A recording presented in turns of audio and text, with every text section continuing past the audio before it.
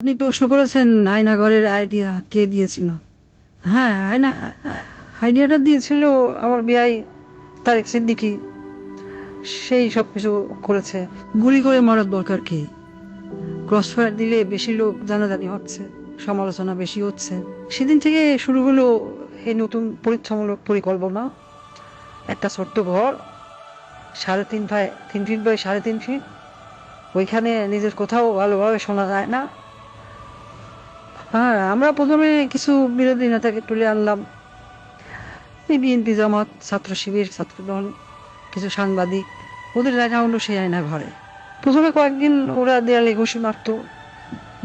আমাকে ভিডিও কলে দেখানো হলো, ভিডিওতে আমাকে দেখানো হলো ওরা দেয়ালে ঘুষি মারত, দরলা ঠেলে বেরোনোর চেষ্টা করছে। তারপর কিছুদিন দেখি শুধু উপরের দিকে তাকিয়ে থাকে। তারপর এক সময় ক্লান্ত হয়ে শুধু উপরের দিকে তাকিয়ে থাকতো। প্রথম কিছুদিন কেউ বুঝতে পারতো না কতটা সময় গেছে, কয়দিন তাদের আটক রাখা হয়েছে। খাবার অনেক কম দেওয়া হতো, খাওয়া কম দিতে বলতাম, পানিও খুব সীমিত। কেউ কেউ নিজের আয়নায় নিজের প্রতিবিম্বকে দেখে শত্রু মনে করত, নিজেকেই আক্রমণ করা শুরু করলো। নিজের দেয়ালে নিজের হাত দিয়ে কষি মারলো, হাত রক্তাক্ত করলো। আমার সবচেয়ে সুন্দর দৃশ্য ছিল যখন একজন সাংবাদিক, কি যেন ওর নাম, হ্যাঁ মাসুদ, নিজের নখ দিয়ে নিজের মুখের চামড়া ছিঁড়ে ফেলা চিৎকার করছে। আমার পছন্দ হলো। সারা দেশে আরো বেশ কিছু এরকম আয়নাঘর বানালাম। যুদ্ধপরাধী রাজাকার ছেলে মেয়েদের সেখানে বন্দি করতে বললাম। মাঝে মাঝে দুই একজনকে ছেড়েও দিতাম। ফিরে এসে কেউ কিছুই বলতো না, ওইভাবে বলে দিয়েছিলাম যেন কেউ মুখ না খোলে। ব্যাস, সাপও মরলো না, লাঠিও ভাঙলো না। মানুষ ভাবলো যান বাঁচাতে স্বেচ্ছায় আত্মগোপন করেছিল, কিন্তু আমার আসল শক্তি ছিল প্রচারণায়। আমার দলের নেতাকর্মীরা, তারাও